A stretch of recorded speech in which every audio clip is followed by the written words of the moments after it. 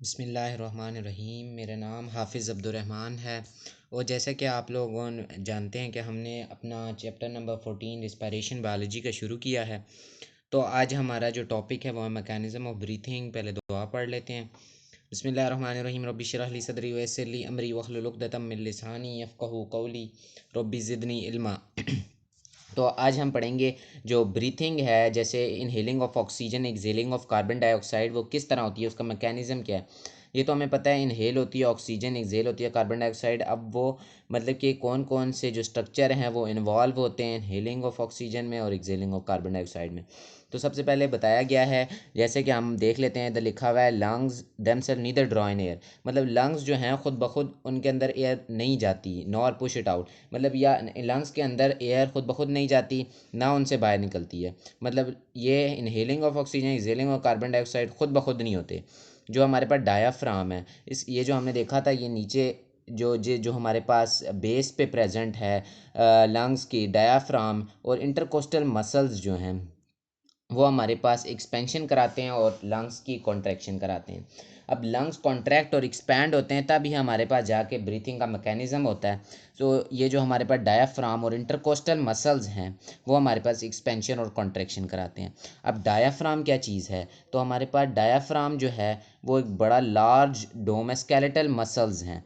ये हमारे पास thoracic cavity जो है हमारी, ये एब्डोमिनल कैविटी से उसको सेपरेट करता है। ये हमारे पास डायाफ्राम हो गया। ये मस्कुलर शीट भी इसे हम कहते हैं, मस्कुलर शीट के तौर पे भी काम करता है। अब हम इंटरकोस्टल मसल्स की बात करते हैं। जैसे हमें पता है हमारी बॉडी में रिब्स हैं, तो रिब्स के जो अंदर जो हैं उन्हें हम इंटरकोस्टल मसल्स कहते हैं। Between there are two sets, हमारे पास दो सेट्स हैं, एक लेफ़्ट है एक राइट, दो टू साइड से रिब्स हैं हमारे पास। तो हमारे पास दो तरह की हैं, एक एक्सटर्नल इंटरकोस्टल मसल्स हैं, एक इंटरनल। एक्सटर्नल तो हमें मतलब कि पता लगता है कि एक्सटर्नल इंटरकोस्टल, इंटरनल इंटरकोस्टल जो हैं वो अंदर की तरफ है। ये जो हैं ये डायगनली प्रेजेंट है। These muscle fibre run diagonally, मतलब कि ये डायगनली प्रेजेंट हैं और ये ऑपोजिट डायरेक्शंस में है। मतलब एक सीधी है इन टू सेट्स ऑफ मसल, एक साइड में ऊपर से नीचे की तरफ होगी, दूसरी साइड पे नीचे से ऊपर की तरफ होगी। तो हमारे पास ब्रीथिंग जो है वो दो फेजेस में होती है। मतलब कि इंस्पायरेशन, मतलब एक हम इनहेल करते हैं ऑक्सीजन, एक होती है एक्सपायरेशन जो हम एक्सहेल करते हैं कार्बन डाइऑक्साइड। सबसे पहले इंस्पायरेशन की बात कर लेते हैं। तो इंस्पायरेशन जो होता है वो हमारे पास टेकिंग इन ऑफ एयर, मतलब कि हम जो ऑक्सीजन को इनहेल करते हैं तो हमारे पास इंस्पायरेशन होता है। ये जो होता है हमारे पास एक्टिव फेज़ ऑफ ब्रीथिंग, मतलब कि हम खुद ब खुद इनहेल करते हैं, इसके लिए कोई एनर्जी रिक्वायरमेंट नहीं होती। तो इंस्पायरेशन में क्या होता है, अब हम 3-4 पॉइंट देखेंगे इंस्पायरेशन के, 3-4 पॉइंट। एक्सपायरेशन, जो इंस्पायरेशन होगी उसके बिल्कुल ऑपोजिट एक्सपायरेशन होगी। Contraction of diaphragm. तो हमारे पास जो डायाफ्राम होता है वो अपनी शक्ल में प्रेजेंट होता है, असल शक्ल में। जब हम इनहेल करते हैं डायाफ्राम कॉन्ट्रैक्ट करता है और उसकी जो डोम शेप ये आप देख सकते हैं, ये दिखाई गई है, ये डोम शेप है। तो हमारे पास ये डोम शेप ये अब फ्लैटन हो रही है, मतलब सीधी हो रही है और लेस डोम शेप हो रही है। क्यों, जबकि हमारे पास एक तो कॉन्ट्रैक्शन होती है डायाफ्राम की, एक होती है कॉन्ट्रैक्शन एक्सटर्नल इंटरकोस्टल मसल्स, हमने ऊपर पढ़ा था। ये जो बाहर की तरफ हमें नज़र आते हैं ये एक्सटर्नल इंटरकोस्टल मसल्स हैं, ये उनकी कॉन्ट्रैक्शन होती है। जो इंटरनल और इंटरकोस्टल मसल्स हैं उनकी रिलैक्सेशन होती है। इसके लिए रिलैक्स होते हैं। रिब केज जो होता है मूव अपवर्ड एंड फॉरवर्ड। अब ये देख सकते हैं हमारे पास जब हम रेप के जो है, जब हमारे पास कॉन्ट्रैक्ट होगा डायाफ्राम, एक्सटर्नल इंटरकोस्टल मसल्स भी कॉन्ट्रैक्ट होंगे, तो रिब के जो होगी वो अपवर्ड और फॉरवर्ड ऊपर की तरफ आएगी। ऐसे शो होगा जैसे हम इनहेल कर रहे हैं तो हमारे पास रिब केज अपवर्ड और फॉरवर्ड हो रही है।